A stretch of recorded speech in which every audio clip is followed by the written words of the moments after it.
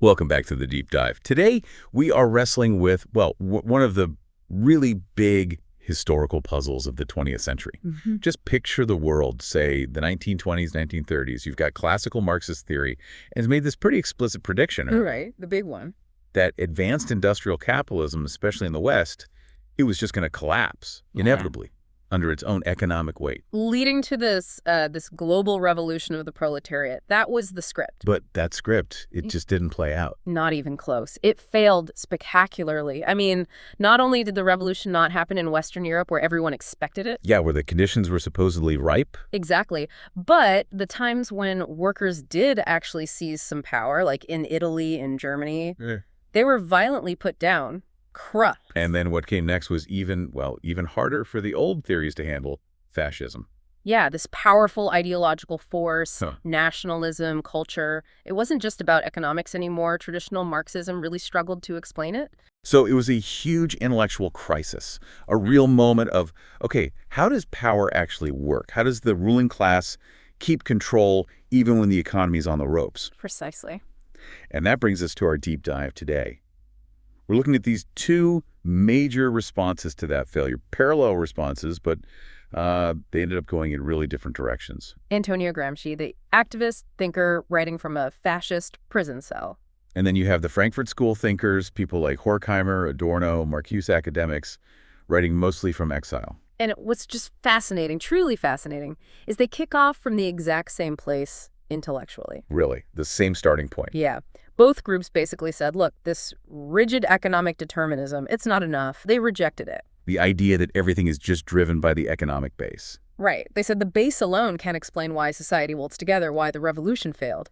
So they made this crucial shift, what we now call the turn to the superstructure. Okay, so the superstructure, that's everything outside pure economics, like the state, culture, education, media, all that. Exactly. Religion, ideology, the family, the whole cultural fabric. They argued these things weren't just, passive reflections of the factory floor. They weren't just mirrors. No, they had their own relative autonomy. They played an active, absolutely vital role in keeping the whole capitalist system stable and running.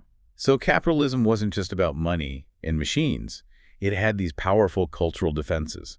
That's the core insight. It's about winning hearts and minds, not just controlling wallets. And that shared focus, that's why they're seen as, foundational figures for Western Marxism or neo-Marxism. They shifted the game from pure economics to culture and ideology. Okay, so that's the common ground. Yeah. The shared problem they're tackling. But you said their paths diverged pretty quickly. Immediately. And it really came down to their circumstances, their intentions. Gramsci first. He was a political leader. Right. An organizer. Deeply involved. So for him, it was all about developing a philosophy of praxis. Praxis meaning theory linked to action. He wanted a revolutionary strategy. So practical steps, a blueprint for how the Italian working class could actually win. Exactly. It was prescriptive. What needs to be done? That was his driving question. And the Frankfurt School. Very different situation. Totally different. Academics forced into exile by the Nazis, increasingly cut off from actual political movements on the ground. So their work became more theoretical. Highly theoretical. They developed what they called critical theory, and their goal became much more about diagnosis. A really deep, often quite pessimistic diagnosis of how domination worked in modern society. So Gramsci's offering a strategy, a how-to for revolution. While the Frankfurt School is offering this incredibly detailed, chilling explanation for why revolution seemed, almost impossible, why the system was so totalizing. Strategy versus critique. That's the tension we're digging into. And to really get why their theories mattered, why they went down these paths, you have to feel the weight of that historical moment. It wasn't just an academic debate. No, it was born out of real, painful political defeat. That's what spurred the rethinking. What were those key defeats? Well, in Italy, you had the Biennio Rosso, the 2 red years. Workers were occupying factories in the north, a massive movement. Sounds revolutionary. It did, but it ultimately collapsed. They couldn't turn that economic disruption into lasting political power. In Germany. Similar story. Repeated workers' uprisings between, say, 1917 and 1923 all failed, violently suppressed often. And the old Marxist theory basically said, stop the factories and the state will crumble. Right. The economic base determines the political superstructure, but here the economy was shaky, workers were rising up, yet the ruling class held on. And worse, that energy got twisted into fascism. Exactly, into these reactive nationalistic movements, which just didn't fit the economic script. So the proletariat, the supposed engine of history. Well, in the West, they were either crushed or, maybe more worryingly, they just didn't unite into that solid revolutionary force that theory predicted. Which forced thinkers like Gramsci in the Frankfurt School to ask, okay, what's different about the West? What kind of defenses does capitalism have here that, say, Tsarist Russia didn't? That was the crucial question. Russia seemed simpler, more brittle somehow. And their big move, shifting away from that rigid base superstructure model, Was basically admitting you couldn't just sit back and wait for the economic crash. It wasn't inevitable. The system had built these really sophisticated cultural and political defenses, fortresses, Gramsci called them. fortresses that needed to be understood, besieged, maybe dismantled first. Before you could even think about taking state power. And you mentioned their personal situations really shaped their theories. Hugely. Gramsci, stuck in prison, writing these notebooks in secret, under the eye of his censors. Must have been incredibly difficult. Unimaginably. But it focused his mind entirely on political effectiveness. How do you build an organization that can actually win? His writing is dense, academic-sounding, partly to fool the censors, but underneath, it's all practical political strategy. And the Frankfurt School folks. They flee Hitler, end up in Geneva, then New York, eventually California. They experience European fascism, then they experience American mass consumer culture. Two different kinds of conformity, maybe. In a way. And that experience, combined with their academic background and their growing distance from active politics, pushed them towards a more abstract, more sweeping, and ultimately more pessimistic critique of the entire system. They started theorizing about powerlessness, about total administration, rather than how to seize power. Okay, let's dive into Gramsci then. His approach sounds much more hands-on, a strategy for struggle. Definitely. He wasn't just diagnosing the problem, he was trying to build a toolkit for revolutionaries. And his starting point was rethinking the state itself. Yes. The traditional Marxist view was pretty narrow, right? The state is just the boss's tool. Police, army, courts, government, basically force, coercion. The stick, exactly. Gramsci said, hold on, that's way too simple, especially in the developed West. He argued that the ruling class maintains its power through two interconnected things, which together make up what he called the integral state. Two things. Okay, what are they? First, there's domination. That's the coercive part, what he termed political society. Your government buildings, your laws, your police force. The stick. It comes out when consent fails. Okay, that sounds like the traditional view. What's the second part? This is the crucial bit. Intellectual and moral leadership. This operates through what he called civil society. Civil society. Yeah. So not the government directly. Right. These are institutions that often seem private or voluntary. Schools, churches, newspapers, media outlets, cultural groups, even trade unions sometimes. These are the places where consent is actively manufactured. So the state isn't just about force, it's also about persuasion. Winning agreement. Precisely. The integral state is this blend, this synthesis of political society, coercion, and civil society, consent. And that explained why Western capitalism was so much tougher to overthrow than Tsarist Russia. How so? Gramsci described Tsarist Russia as primordial and gelatinous. The state was basically just the coercive apparatus, a hard shell. But behind it, civil society was weak, disorganized. So a direct assault, a war of maneuver like the Bolsheviks used, could potentially shatter that shell. But in the West? In the West, civil society was much thicker, more developed, more robust. It was like a whole system of fortresses and earthworks, as he put it, behind the outer wall of the state. This deep network constantly reinforces the ruling ideas, manufactures consent. So power rests less on the policeman's club and more on people actually agreeing with the system, or at least accepting it. Yes. On manipulated popular consent. Civil society is where the battle for legitimacy is won or lost, long before you get to the barricades. Hashtag 2.2, cultural hegemony and false consciousness. And the main weapon in that battle for consent is hegemony. Cultural hegemony. This is probably Gramsci's most famous and maybe most important concept. What exactly is it? It's how the ruling class gets everyone else to adopt its particular worldview, its values, its morality, as if they were just neutral, universal, common sense truths. So it's not just imposing ideas by force, it's more subtle. Much more subtle. It's about making the ruling class's specific interests seem like the interests of everyone. It's about naturalization. making the current social order seem natural, inevitable, the only possible way things could be. Can you give an example? You mentioned one earlier. Yeah, the classic example, especially in places like the US or the UK, is the pull yourself up by your bootstraps narrative. The idea that anyone can succeed if they just try hard enough. Right. It frames success and failure as purely individual matters. Individual effort, individual character. And what's the effect of that? Well, think about it. If you believe that and you don't succeed, who do you blame? Yourself, I guess. Exactly. You don't blame the system. You don't question maybe unequal starting points, lack of capital, inherited wealth, discrimination. None of that. It's your fault. You just didn't pull hard enough on those bootstraps. So it justifies the existing inequalities, makes them seem fair. Perfectly. It obscures the structural issues. And this worldview gets pumped out constantly through those civil society institutions. Schools teach it, media repeats it, sometimes even churches reinforce it. And this leads to what he called false consciousness. Yes.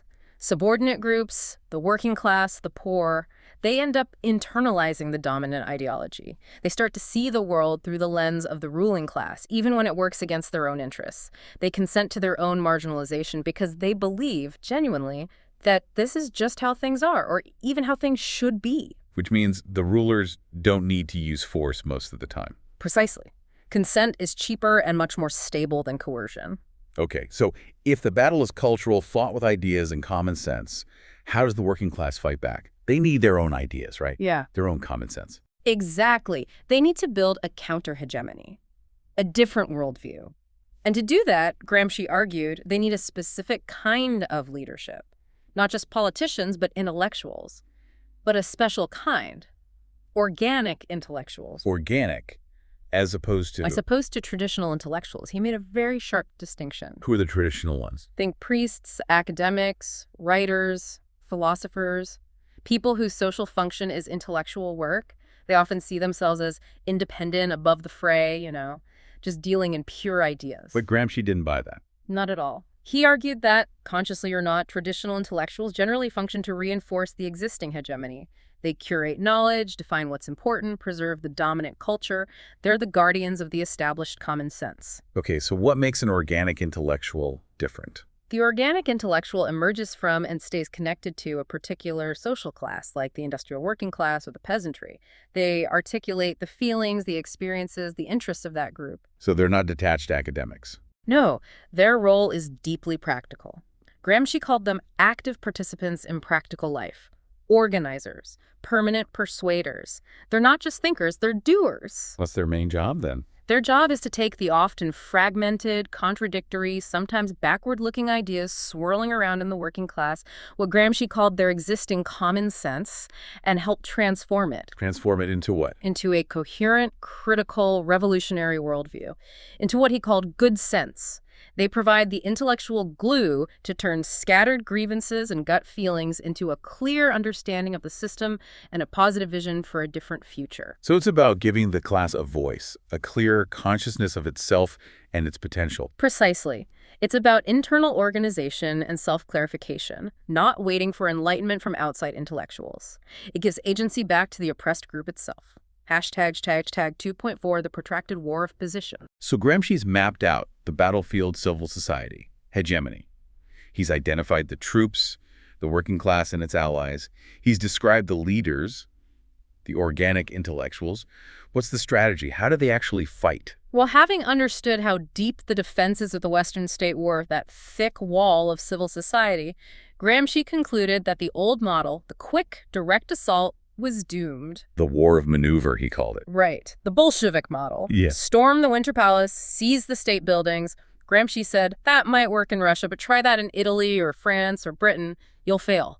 Why? Because you're only hitting the outer defenses, the coercive state. Behind it lies that whole network of fortresses in civil society, constantly shoring up consent. Taking the government buildings doesn't automatically win you the hearts and minds. So if the war maneuver is out, what's the alternative?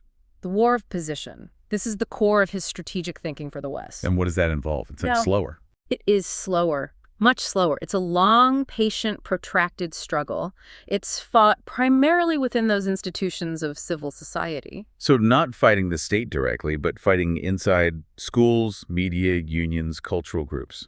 Exactly. It's about undermining the foundations of bourgeois hegemony from within, building alternative working class institutions, maybe counter schools, workers' newspapers, community groups, eventually strong political parties. Spreading counter-hegemonic ideas, challenging that dominant common sense. Yes, bit by bit, winning people over, gradually building up the intellectual and moral authority of the working class and its allies. Allies. So it's not just the industrial workers. No, that's crucial.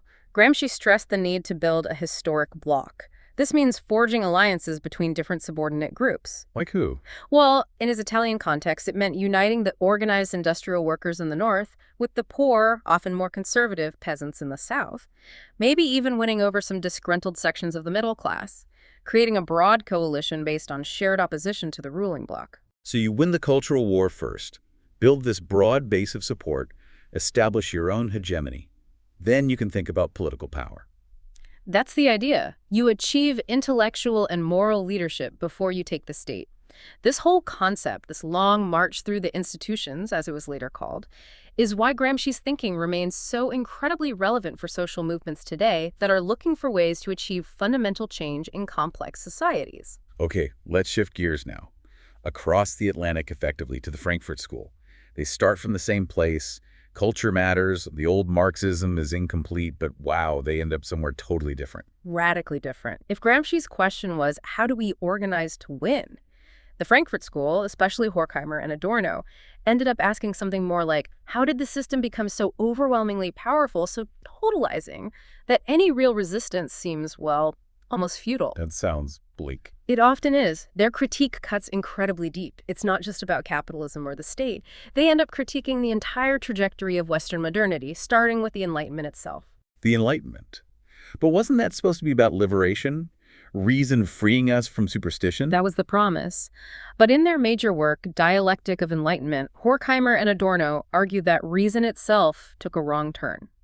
Instead of leading to freedom, it somehow turned back on itself and became a new, perhaps even more effective tool of domination. How? What kind of reason are they talking about? They call it instrumental reason. Think of it as rationality reduced to its bare bones. It's the logic of calculation, efficiency, problem solving. Yeah. It's focused entirely on finding the most efficient means to achieve a given end. It's the logic of, say, industrial production or bureaucratic management. So it's practical, goal-oriented thinking. What's wrong with that? The problem is, instrumental reason is only about the means. It doesn't and can't question the ends themselves and asks, is this the most efficient way to do X? It doesn't ask, is X a good or moral or humanly desirable thing to do in the first place? Ah, I see. It loses the capacity for ethical judgment. It just optimizes whatever goal is given. Exactly. And they argued this logic, which was first developed to dominate external nature through science and technology, was then turned back onto human beings themselves. Society starts getting organized like a giant, efficient machine. People become resources, cogs, data points to be managed and controlled. So the very way we learn to think efficiently is what traps us. That's the chilling implication. When society is run purely on instrumental reason, everything, government, work, even leisure, becomes part of this vast system of administration and control. Human freedom gets squeezed out by the drive for efficiency and predictability. They called it the totally administered world. Wow. And where did they see this instrumental reason most clearly at work in everyday life? In what they famously called the culture industry. The culture industry, so movies, music, radio. Yes. All the forms of mass culture that were exploding in the mid-20th century. They argued that under advanced capitalism, culture stops being a source of genuine insight or critical reflection. It stops being art in a meaningful sense. What does it become then? It becomes an industry like any other. Cultural goods, films, pop songs, magazines are standardized. They're produced on an assembly line, commodified, designed for maximum profit and predictability. Like cars or washing machines. Pretty much. And the purpose of this culture industry isn't to challenge people or make them think. It's the opposite. Which is? To provide distraction, shallow entertainment, to keep the masses passive and conforming. Think about standardized movie plots, predictable song structures, celebrity gossip. It's all designed for easy, effortless consumption. It prevents critical thought because it requires none. Exactly. Real art, for them, requires effort, interpretation. It challenges you. The culture industry just washes over you, fills your leisure time, and subtly reinforces the status quo. This sounds incredibly relevant today, with streaming algorithms feeding us more of the same, with blockbuster formulas. Frighteningly relevant. They saw this system as creating artificial needs. It makes you desire the next product, the next hit song, the next season. Keeping you on a treadmill of consumption. A state of permanently unsatiated demand, as they put it. And it creates this illusion of choice. Adorno had that great line, people have the freedom to choose what is always the same. Ouch. So you think you're making choices, but the menu is rigged. Completely. It disguises conformity as freedom, making the system even more powerful and insidious. This is quite different from Gramsci's hegemony, isn't it? For Gramsci, hegemony was a contested space, a struggle. For the Frankfurt School, the culture industry was more like a one-way fire hose of manipulation aimed at a passive audience. Hashtag 3.3, the integration of the proletariat and one-dimensional man. So if culture is this powerful tool of control, and reason itself is instrumentalized, what does that mean for political opposition, for the working class, the traditional agent of change? Well, this is where Herbert Marcuse comes in, another key Frankfurt School figure. His book, One-Dimensional Man, tackled this directly. What was his argument? He argued that advanced industrial society, particularly in the post-war West, had become incredibly effective at absorbing and neutralizing all forms of opposition, especially the working class. How? Weren't they supposed to be the revolutionaries? Yes, but Marcuse pointed to rising wages, the development of the welfare state, the sheer abundance of consumer goods. So capitalism kind of bought them off. In a sense. It managed to satisfy enough of their material needs and desires that their revolutionary energy dissipated. They became integrated into the system rather than wanting to overthrow it. They had too much to lose. Or they simply came to identify their own interests with the continuation of the system. Marcuse called it a comfortable, smooth, reasonable, democratic unfreedom. Comfortable unfreedom. That's a powerful phrase. It is. You have choices, you have goods, you have a certain level of security. But it all operates within the existing logic of domination.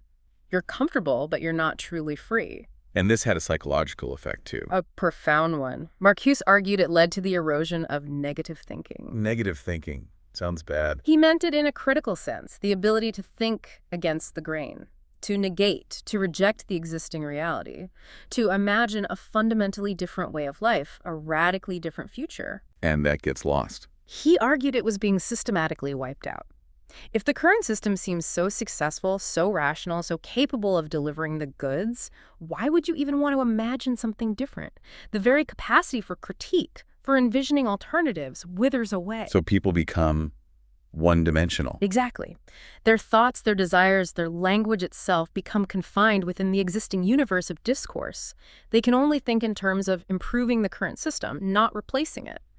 Radical change becomes literally unthinkable. Hashtag 3.4, the retreat into critique.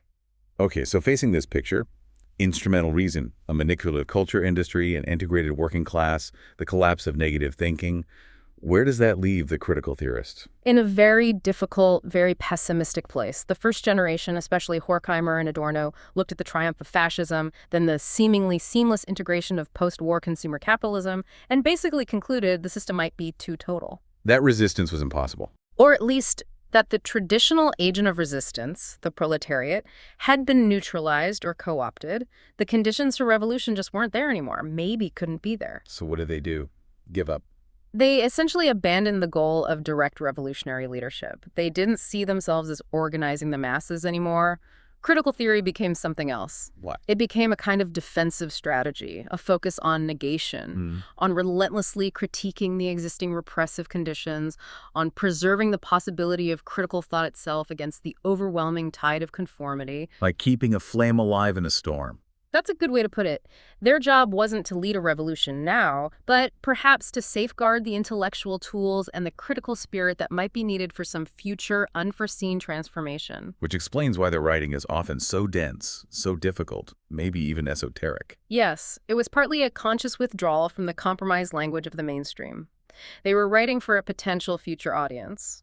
Adorno famously talked about their work being like a message in a bottle. Thrown out to sea, hoping someone finds it someday. Exactly. A profound analysis of domination and powerlessness offered without a clear roadmap for immediate action, but holding on to the hope that critique itself was a form of resistance, a way of keeping the memory of freedom alive in an unfree world.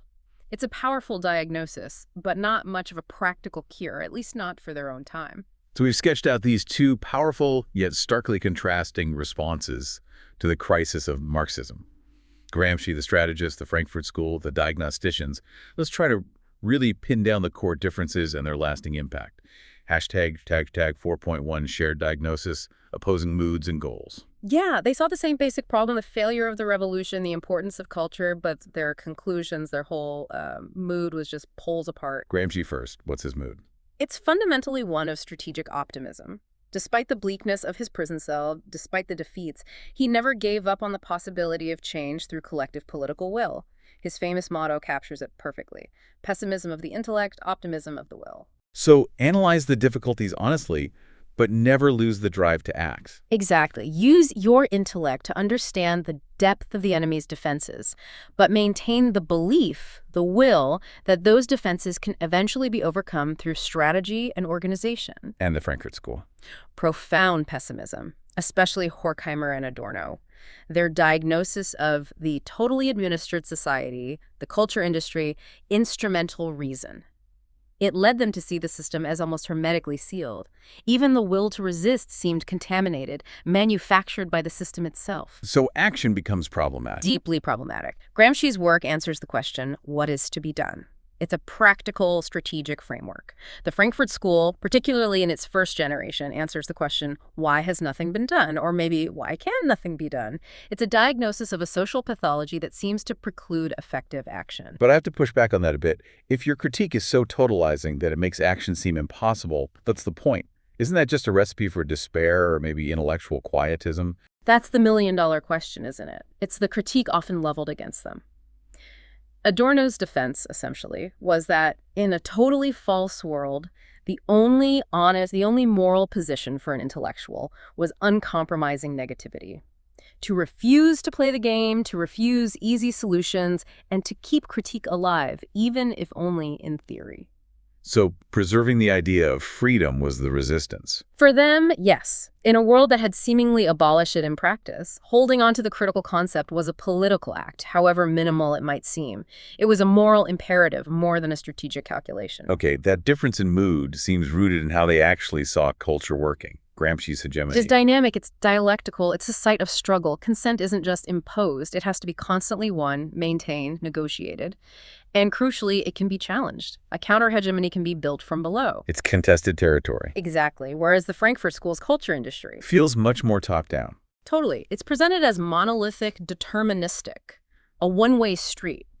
Ideology flows from the industrial producers down to a passive, manipulated mass audience. It's a system of administration, of control, not really a battlefield where the other side can fight back effectively. So for Gramsci, culture is a political battleground where you wage the war of position. Yeah. For the Frankfurt School, it's more like an ideological factory churning out conformity. That's a really good way to put it. And that difference reflects their methods, too. Gramsci thinks like a political strategist. He talks about alliances, blocs, statecraft, organization. And the Frankfurt School? Their analysis is much more psychosocial. They draw heavily on Freud. They're interested in how society shapes the individual psyche, how repression works, the authoritarian personality. Ideology for them isn't just a set of political beliefs to be argued against. It's almost like a collective psychological condition that needs to be escaped.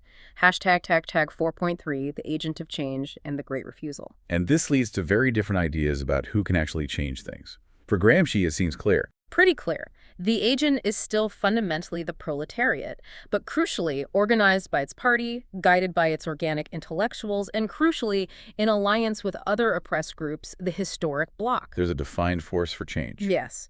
The Frankfurt School, though, having decided the working class was integrated, they had to look elsewhere. Where did they look? Well, Marcuse, who was always a bit more optimistic, started looking at groups outside the main productive process, people who weren't fully integrated into the comfortable unfreedom. Like who?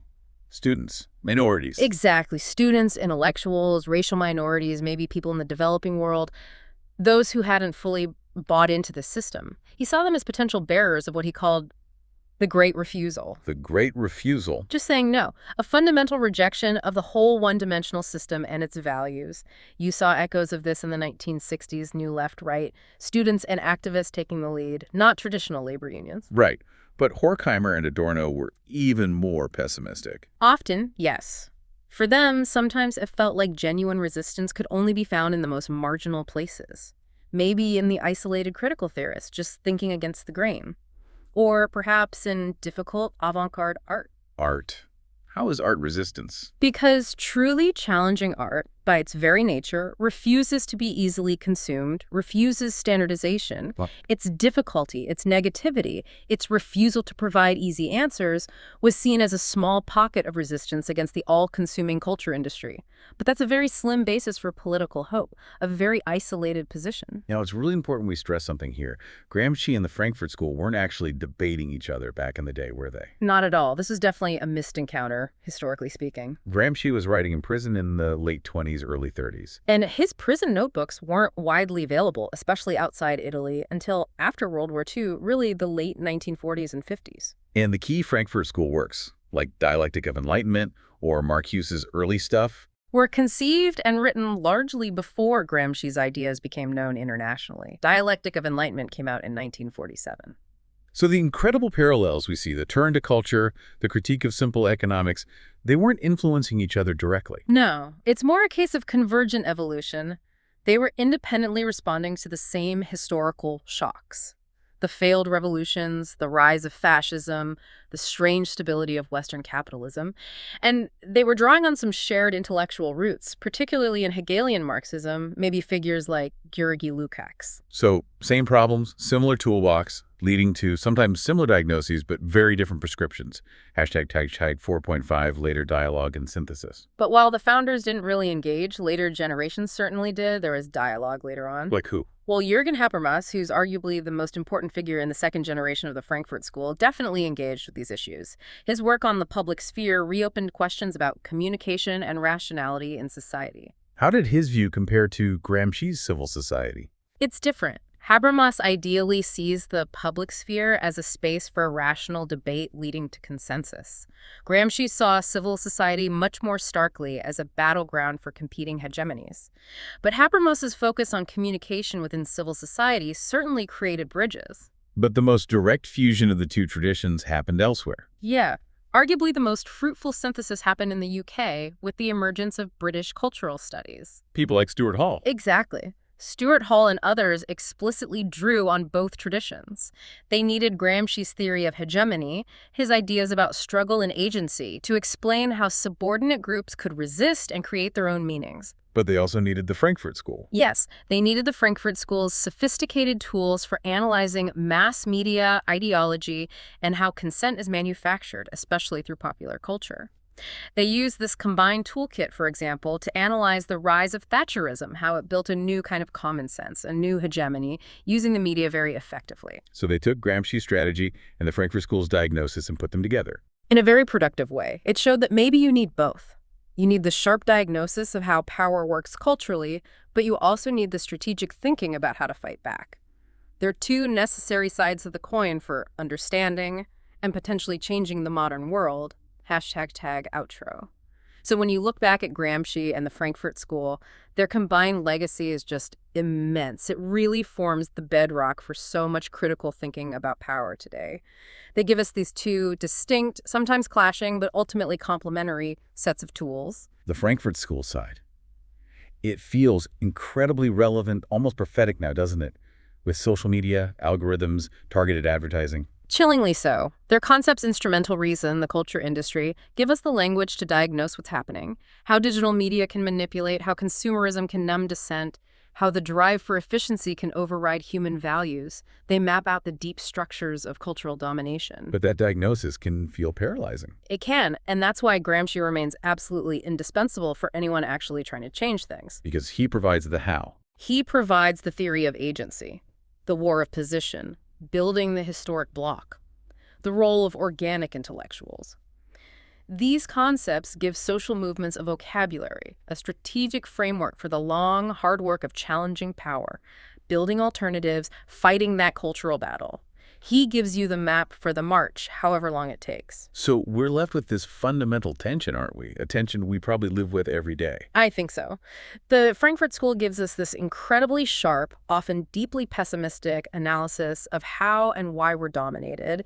It shows us the depth and sophistication of the system. While Gramsci despite seeing those same deaths, tells us, okay, it's tough, but here's how you might fight back. Yeah. Through organization, through cultural struggle, through political will. Exactly. It's the diagnosis versus the prescription, the analysis of totality versus the strategy for intervention. So in our current age, with manipulation arguably faster and more sophisticated than ever, we face that choice constantly. Do we get overwhelmed by the pessimistic diagnosis of how total the system is?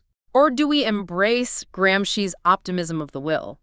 Do we take up that strategic call to arms, even knowing how fortified the positions of power really are? Which perspective resonates more with you? Which feels more urgent in the struggle for knowledge and for action today? That's something to think about.